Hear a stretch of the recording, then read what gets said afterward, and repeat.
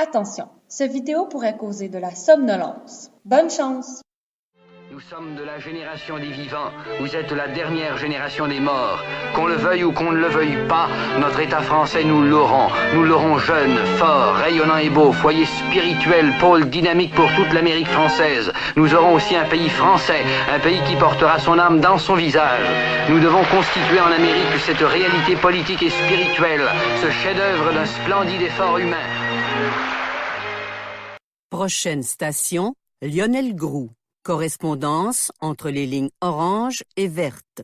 Ce soir, nous allons démystifier le mystère qui entoure le roman L'appel de la race, puisqu'aujourd'hui, nous avons un invité très spécial, en chair et en os, Monsieur Lionel Groulx. Bonjour, Monsieur. Bonjour. Donc, on pourrait commencer par quand êtes-vous né?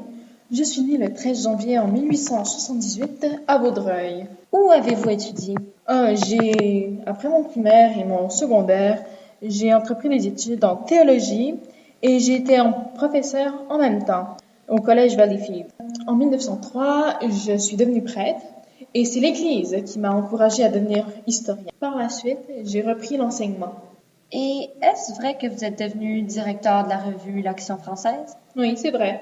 Et pourquoi? Parce que ce qu'il faisait là, c'était très intéressant et ça me tentait aussi d'aller voir et de le faire. Qu'avez-vous fait par la suite? Eh bien, j'ai écrit des livres, j'ai fait des conférences et ça m'a beaucoup plu. Quel roman avez-vous écrit? J'en ai écrit un tas.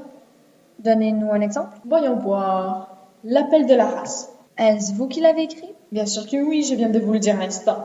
Mais il me semble que le nom d'auteur est une femme. C'est vrai, j'ai utilisé le pseudonyme d'Aliénée de l'Est. Mais c'est parce que, voyez-vous, j'avais l'inspiration féminine. C'était tout ce qu'il fallait pour ce livre. D'accord. Donc, on pourrait dire que vous avez eu une vie chargée? En effet, j'ai une vie chargée. Et je suis bien contente d'en avoir eu une aussi, bien remplie. Mais vous me faites penser, je suis mort? Pourquoi? Quand? Merci de votre présence et au revoir. En effet, Lionel Groulx est mort le 23 mai 1967. Il laissa une marque sur notre société, puisqu'il appuya divers mouvements patriotiques de jeunesse, tout en prononçant des centaines de conférences. Il est pour le nationalisme canadien-français. Par ailleurs, une de ses citations dit « Un peuple ne se sépare pas de son passé, pas plus qu'un fleuve ne se sépare de sa source, la sève d'un arbre de son terroir. » Malheureusement, nous devons nous quitter sur cette note. Et à la prochaine pour de magnifiques entrevues avec des morts.